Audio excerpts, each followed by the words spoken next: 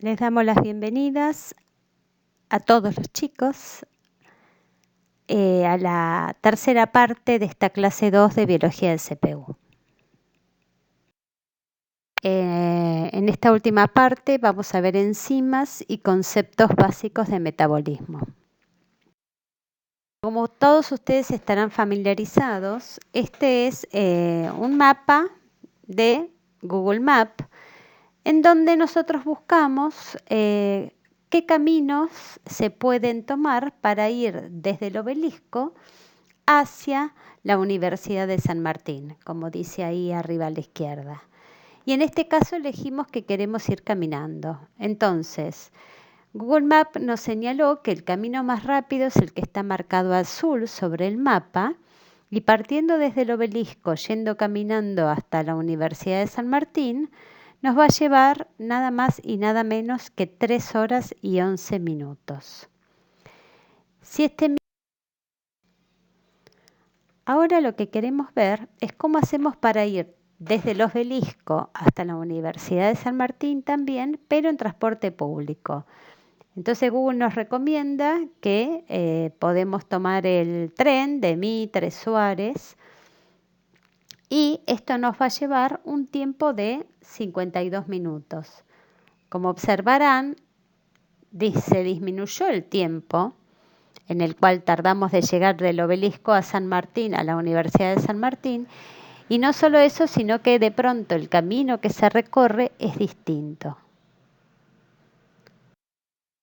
Finalmente, hacemos lo mismo, el mismo punto de partida, mismo punto de llegada, pero ahora lo que queremos es que nos muestre cómo llegar en auto desde el obelisco hasta la Universidad de San Martín.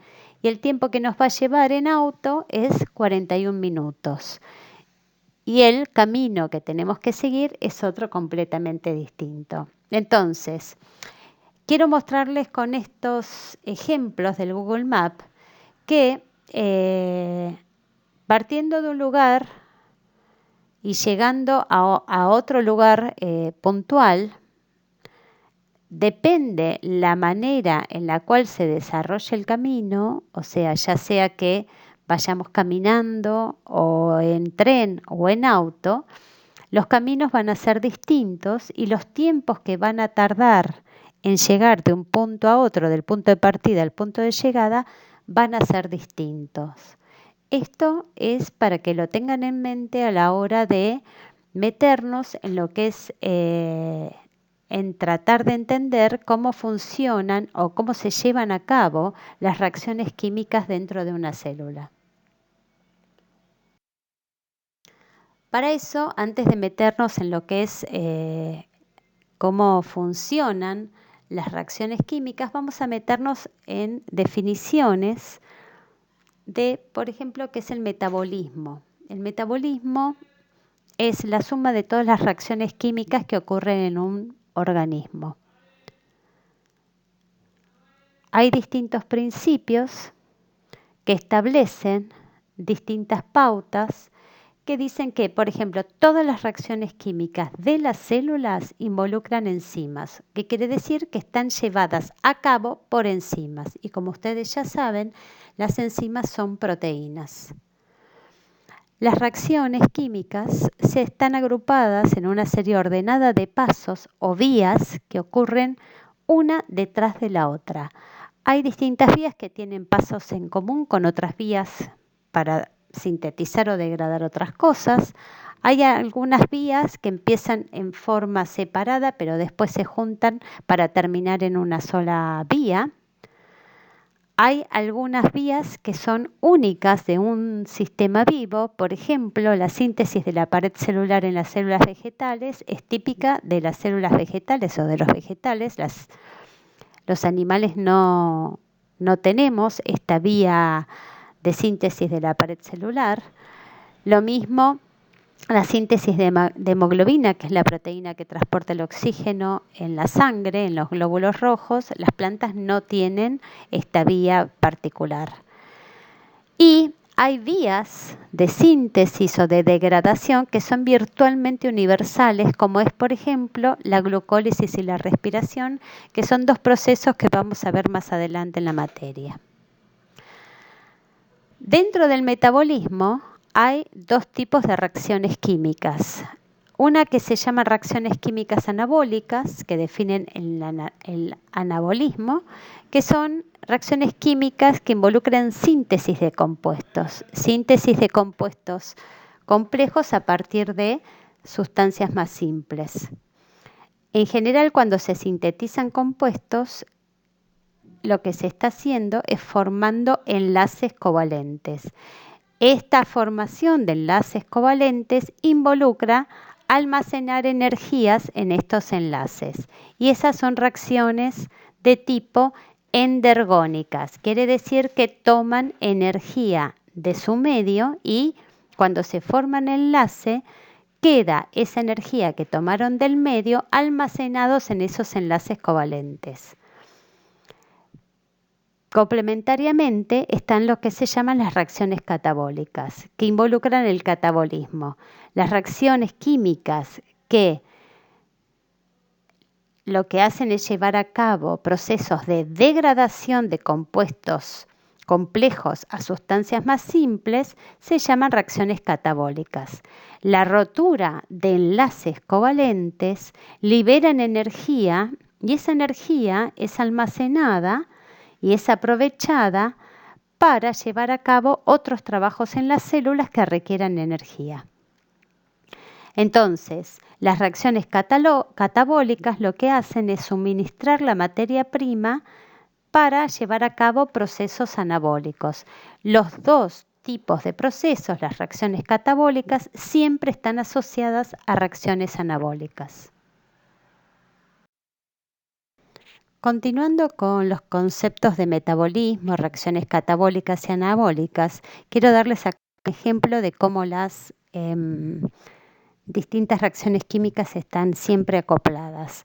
En este caso, por ejemplo, las moléculas que ingerimos de los alimentos, que puede ser glucosa si estamos ingiriendo hidratos de carbono, cuando esas macromoléculas se digieren en presencia de oxígeno o se degradan en presencia de oxígeno, se están rompiendo enlaces covalentes y se están formando sustancias más simples, como es, por ejemplo, desde partiendo de una glucosa de 6 carbonos unidos entre sí, se llegan a 6 moléculas de dióxido de carbono más agua.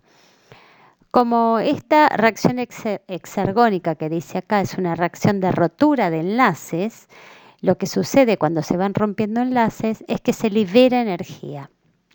Toda reacción que involucre liberación de energía se denomina reacción exergónica. Entonces, todas las reacciones catabólicas son reacciones que liberan energía llamadas reacciones exergónicas. Ahora, ¿qué sucede con esta energía que se libera? En general, la célula lo que hace es aprovecharla para guardarla y almacenarla en lo que es su moneda energética, que es el ATP. ¿Qué quiere decir? Que esta energía que se le liberó de la rotura de enlaces covalentes es aprovechada para al adenosín difosfato, que es un adenosín que tiene dos fosfatos, se le va a unir un tercer fosfato para formar el ATP, el adenosín trifosfato, pero para esto hace falta entregar mucha energía. Entonces, la energía proveniente de la reacción catabólica y exergónica de la degradación de la glucosa va a ser almacenada en el enlace que se formó entre el ADP y el fósforo inorgánico. Y ese ATP, esa moneda energética de la célula la va a poder aprovechar para llevar a cabo lo que son las reacciones endergónicas. Que recordemos, las reacciones endergónicas son reacciones también denominadas anabólicas, en las cuales se forman productos más complejos a partir de reactivos más simples. Como ese tipo de reacciones requiere formación de enlaces. Para formar enlaces hace falta aportar energía para la formación de esos enlaces. Entonces, todas las reacciones anabólicas además son reacciones endergónicas. Y una reacción que libera energía es cuando el ATP, la moneda energética de la célula, libera su energía cuando se corta el tercer fosfato.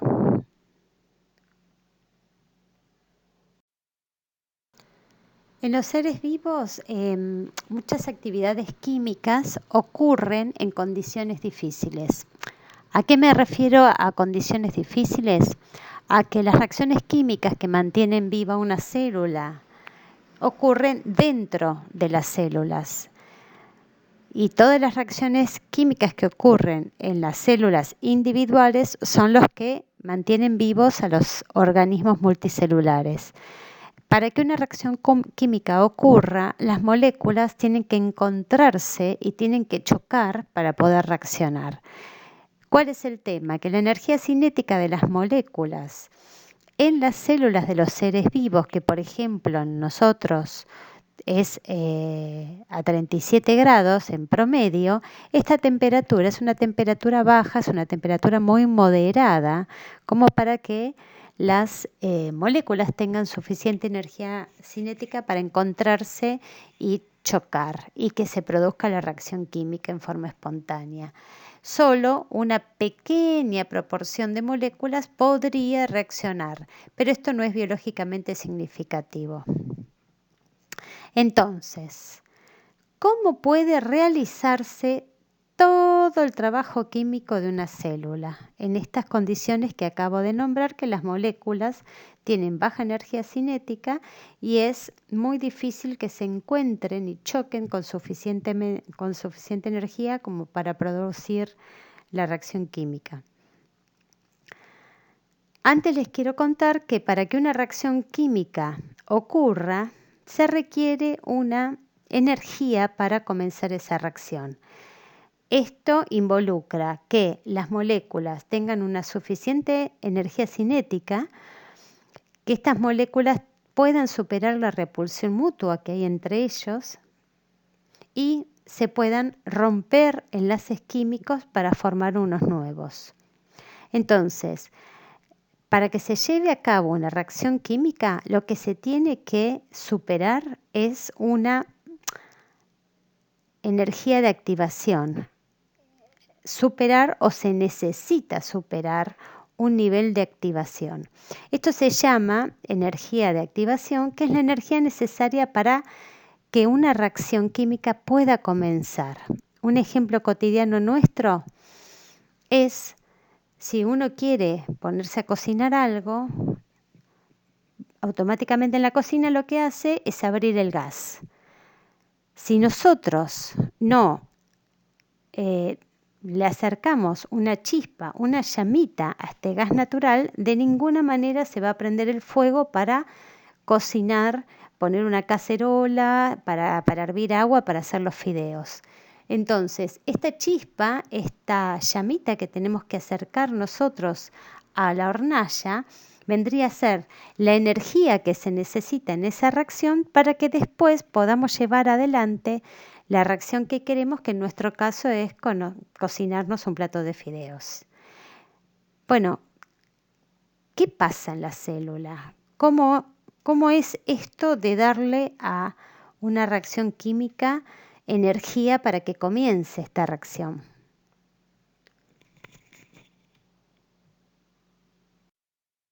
Entonces, en la célula lo que ocurre es que las reacciones químicas no se llevan a cabo de manera espontánea, o sea, las moléculas que tienen que reaccionar entre sí no reaccionan porque se encuentran y chocan en forma espontánea, sino que el acercamiento de las moléculas y que se lleve a cabo una reacción química lo realizan los catalizadores biológicos. Los catalizadores biológicos son sustancias que lo que hacen es acelerar las reacciones químicas. No se consumen en este mecanismo de acelerar las reacciones químicas. Lo que hacen es disminuir la energía de activación, o sea, disminuyen la cantidad de energía que hay que aportarle a las moléculas para que esa reacción química se lleve a cabo.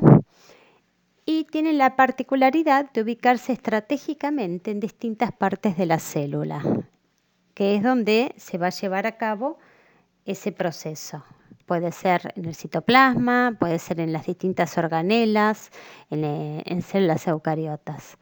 Estos catalizadores biológicos son las llamadas enzimas, que en general la mayoría de las enzimas son proteínas. ¿Se acuerdan que al principio de esta clase, cuando hablamos de proteínas, una de las funciones de las proteínas era que tenían función enzimática? La función enzimática es la función que tienen las proteínas de llevar a cabo las reacciones químicas. Entonces, las enzimas en las células pueden sintetizarse cuando la célula las requiere. Eso quiere decir que se hacen de cero, se fabrican de cero cuando la célula las requiere. Pueden estar inactivas y cuando la célula las requiere para llevar adelante las reacciones químicas específicas, lo que hace es activarlas. Y otra manera de que haya enzimas disponibles cuando la célula lo necesite es que directamente las enzimas pueden estar activas permanentemente en reacciones químicas esenciales para la vida de la célula. Esta vendría a ser 3 maneras de que la célula puede regular la actividad de estas enzimas.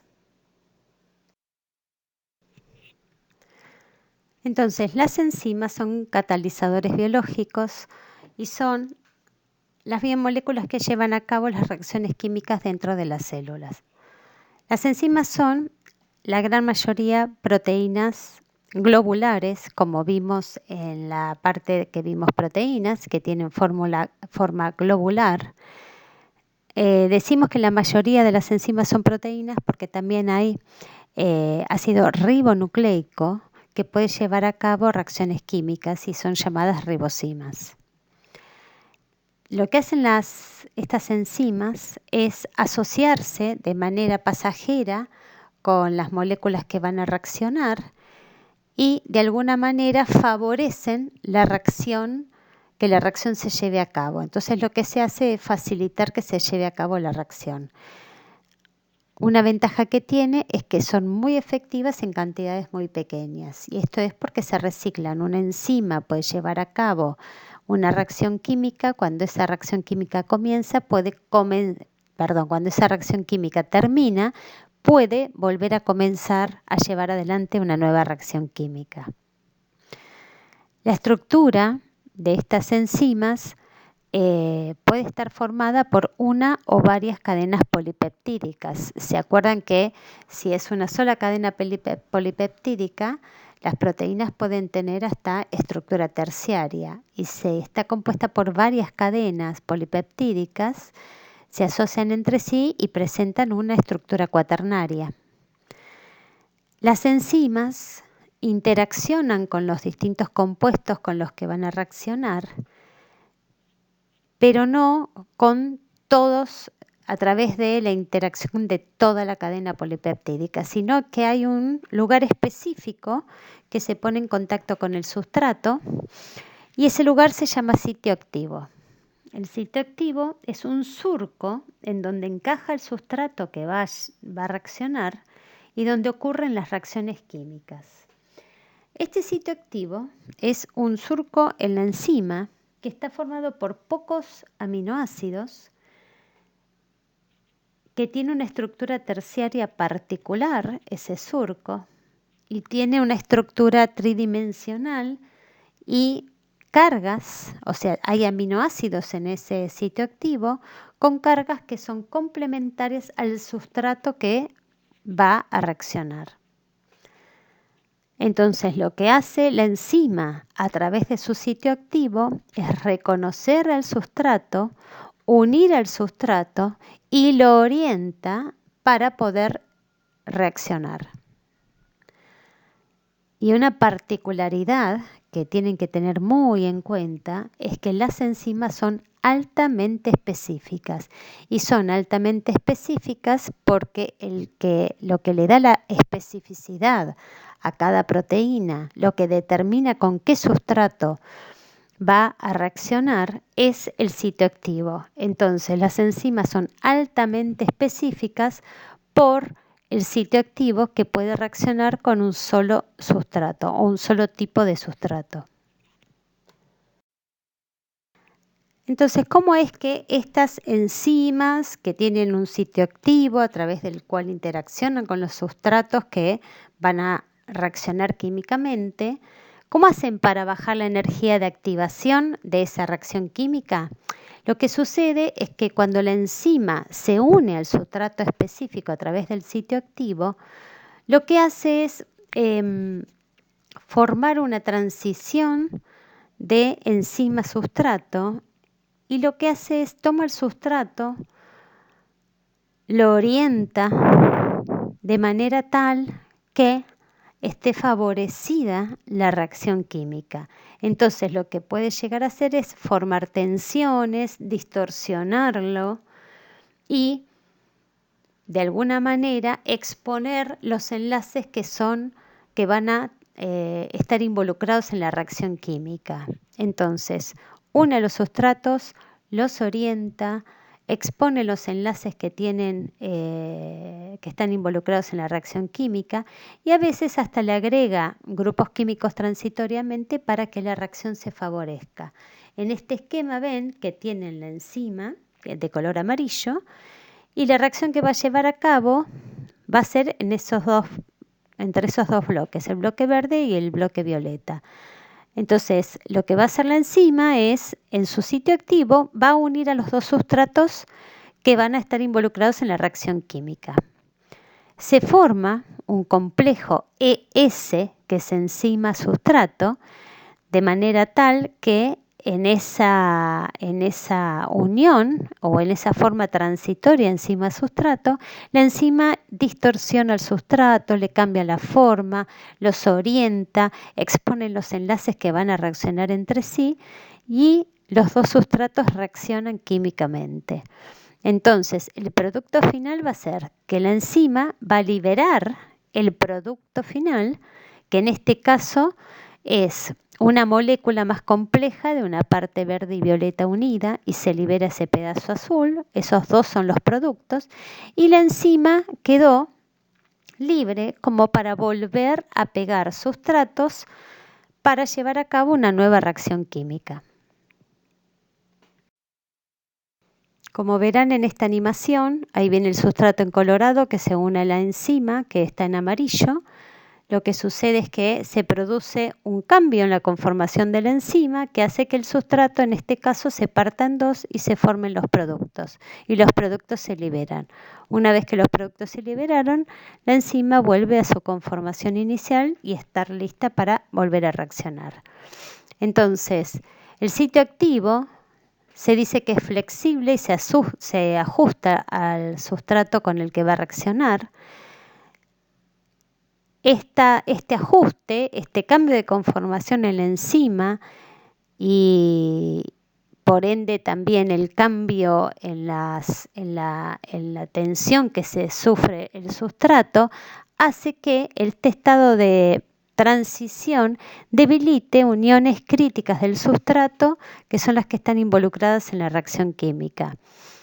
Y el estado de transición de esta enzima, que es el estado de transición ES, enzima-sustrato, es un estado que está estabilizado por la unión de ambos compuestos involucrados, de la enzima y del sustrato, ¿sí? Y con este cambio e inducción de cambio de conformación, de estiramiento de los enlaces que van a estar involucrados en la reacción química, esta es la manera en que la energía de activación de esa reacción química disminuye.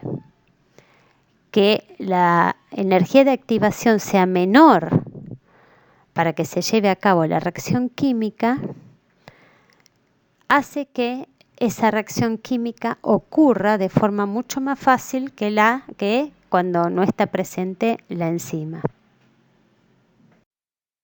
En esta diapositiva son ejemplos reales de sitios activos de enzimas. Por ejemplo, esta enzima de color verde es la quimiotripsina, que es una enzima del estómago. Está reaccionando con un compuesto y fíjense que ese compuesto encaja en el sitio activo y el sitio activo de alguna manera tiene una forma complementaria al compuesto que va a reaccionar y también tiene cargas complementarias a ese compuesto. Ahí lo que se está produciendo es una interacción hidrofóbica. Abajo ven otro ejemplo que es un complejo enzima-sustrato, también en el cual el sustrato que está reaccionando con esa enzima, la enzima posee un sitio activo complementario. Y en el caso de la tripsina, que es la que está marcada en violeta, que es otra enzima, es una proteasa, también fíjense que está interaccionando con una molécula que tiene un grupo amino en su extremo que tiene una carga positiva y en el sitio activo de la enzima, en la parte violeta, hay otro aminoácido que es el aspartico, que tiene carga negativa, tiene una carga complementaria a el sustrato que está interaccionando. Entonces, no solo tiene una forma complementaria, sino que además tiene aminoácidos que son complementarios al sustrato que va a reaccionar. En este caso se da como ejemplo una interacción iónica, una interacción con carga. Entonces yo les pregunto a ustedes, en base a lo que estuvimos viendo, ¿cuál es la base de la especificidad de la acción enzimática? ¿Cómo es que las enzimas son tan específicas? Esto me lo pueden definir ustedes en base a las diapositivas que estuvimos mirando. ¿Qué es lo que le da la alta especificidad a las enzimas? Que pueden reaccionar con un sustrato sí y con otro no. Y por otro lado, ¿cuál es la ventaja de esta especificidad para la célula?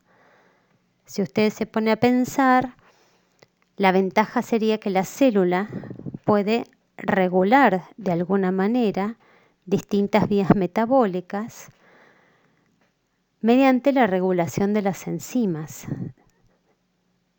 O sea, si quiere activar una vía metabólica específica, puede activar las enzimas o puede inducir la síntesis de esas enzimas y solo se va a activar esa vía metabólica y no otras para producir otros compuestos que quizás la célula no necesite.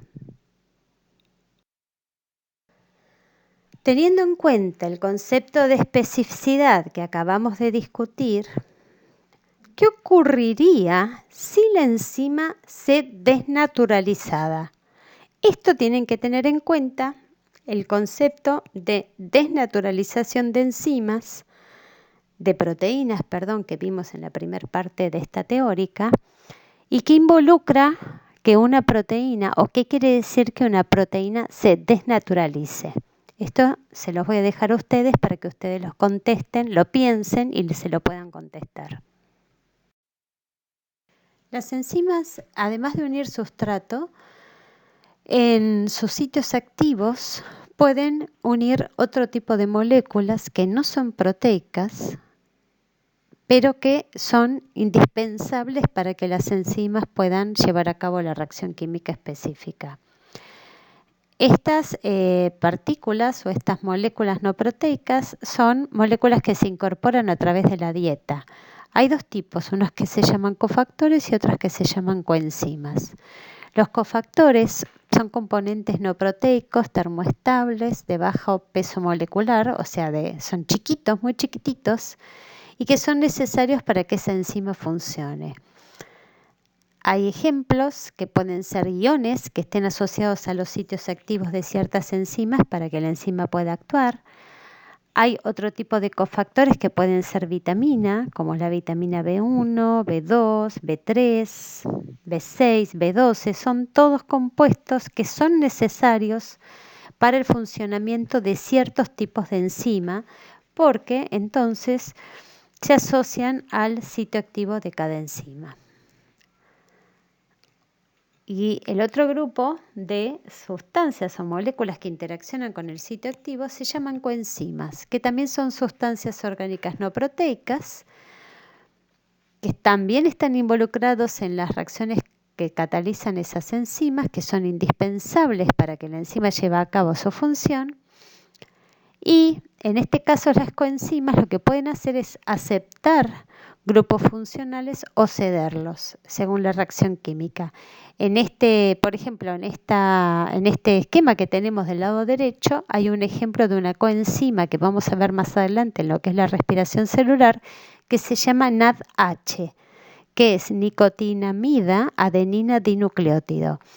Esto es una coenzima que se asocia y trabaja con los sitios activos de distintas enzimas, y lo que hacen es, cuando la enzima está involucrada en romper enlaces covalentes, esta coenzima es capaz de aceptar electrones y protones que se liberan en la reacción química.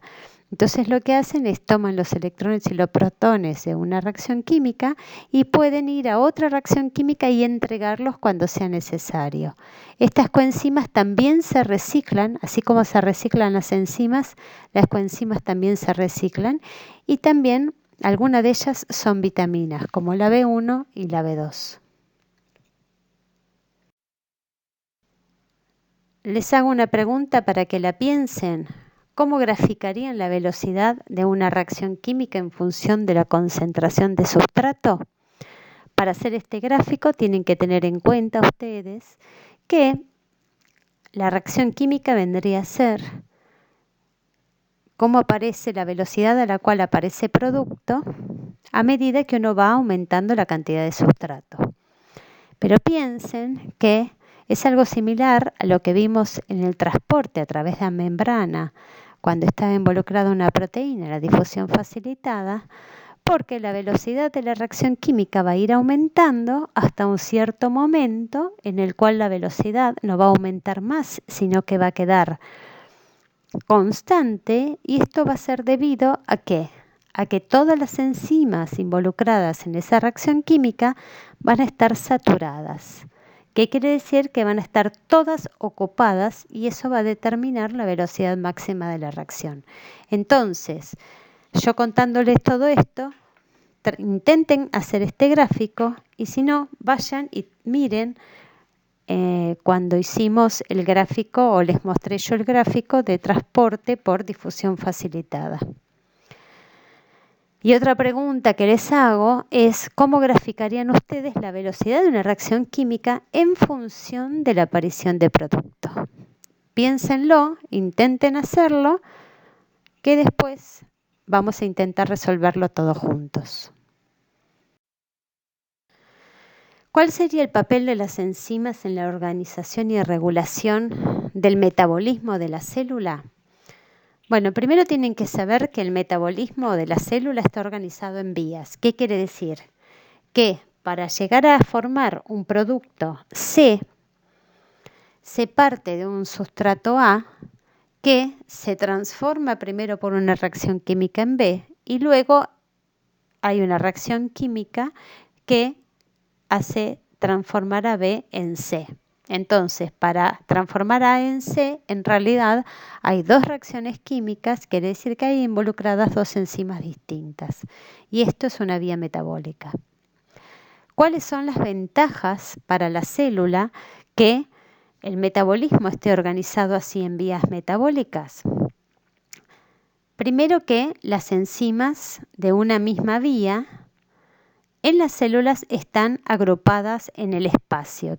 Por ejemplo, en la membrana plasmática hay enzimas que son proteínas que están asociadas a las membranas plasmáticas, y que la enzima, por ejemplo, que transforma A en B, está en una parte de la membrana, y al lado, en forma contigua, está también la enzima que transforma B en C. Quiere decir que esa reacción química de transformar A en C va a estar favorecida porque espacialmente las proteínas, las enzimas que llevan a cabo esa reacción, están juntas. De esta manera, que A se transforme en B y que en B en C, mediante la utilización de dos enzimas distintas, hay una escasa acumulación de productos intermedios. ¿Qué quiere decir? Que B nunca se va a acumular porque siempre la enzima va a tomarlo para transformarlo en C. A medida que B se va sintetizando, la otra enzima que le sigue lo va transformando en C y la célula va a usar C para lo que necesite. Nunca se alcanza el equilibrio porque las reacciones que ocurren en forma secuencial van eliminando los productos del sistema. ¿Qué quiere decir? Que A se transforma en B, B en C y C es utilizado por la enzima porque es el producto que la enzima necesitaba. Al utilizarse C, ¿qué pasa? La reacción va a estar favorecida de manera tal que se va a seguir transformando A en B y B en C porque C se va a ir utilizando por la enzima. Y lo más importante de todo es que la célula puede reaccionar, por ejemplo, esta vía metabólica la puede regular la formación de C. ¿Por qué? Porque puede regular la actividad enzimática. ¿Cómo se regula la actividad enzimática?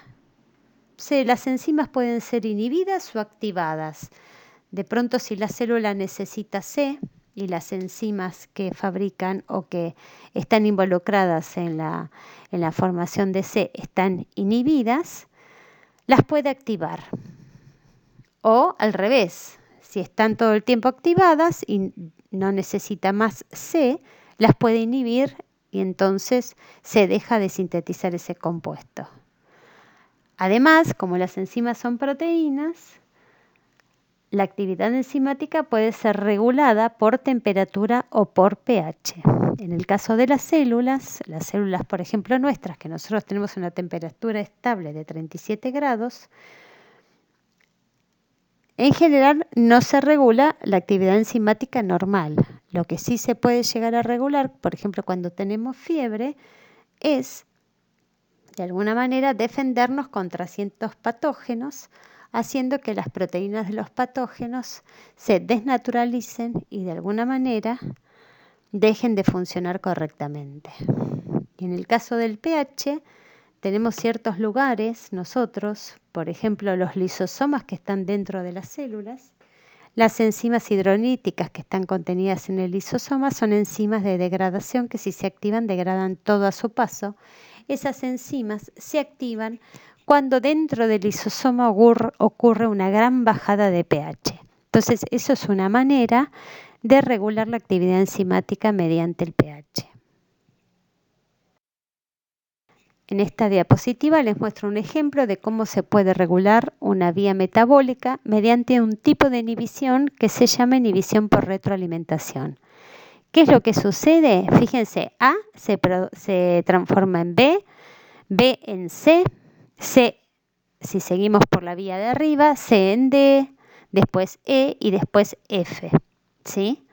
Entonces, para transformar A en F hay 5 enzimas involucradas, pero a partir del compuesto C hay otra vía que puede funcionar, que es una vía que termina formando el compuesto F, ¿sí? Entonces, supónganse que la célula tiene activa la vía para formar F porque necesita F, ¿sí? Entonces funciona esa vía y C, en vez de transformarse en D, se transforma en D', porque la enzima 3' está activa. D se transforma, D' se transforma en E', E' en F', y llega un momento en que de pronto la célula llega a tener suficiente cantidad de F. Entonces no quiere seguir fabricándolo. Lo que hace es que ese compuesto F se una a la enzima 3' de manera tal que funcione como un inhibidor. Lo que hace es unirse. De alguna manera esta unión induce un cambio en la forma estructural de la proteína. Ese sitio activo ya no reconoce a C. Entonces toda esa vía metabólica para formar F' va a estar anulada. Lo que sí va a estar favorecida es la otra vía de transformación de C en D, D en E y E en F. Entonces esto se llama inhibición por retroalimentación. El producto final actúa como un inhibidor de una determinada enzima de forma tal que se frena la vía para sintetizarlo.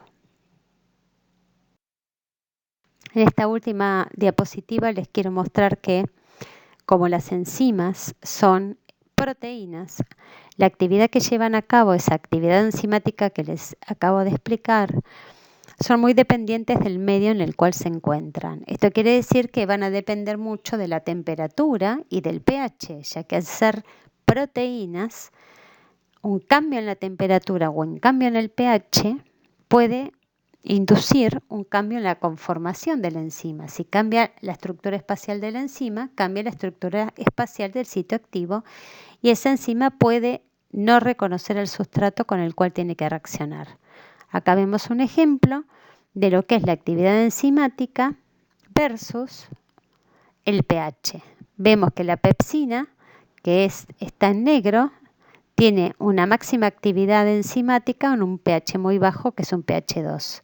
La tripsina, que es otra enzima que degrada también proteínas, tiene un pH óptimo de funcionamiento de 6, mientras que la fosfatasa, que es una enzima que está en los glóbulos rojos, lo que hace es funcionar a un pH óptimo de 9.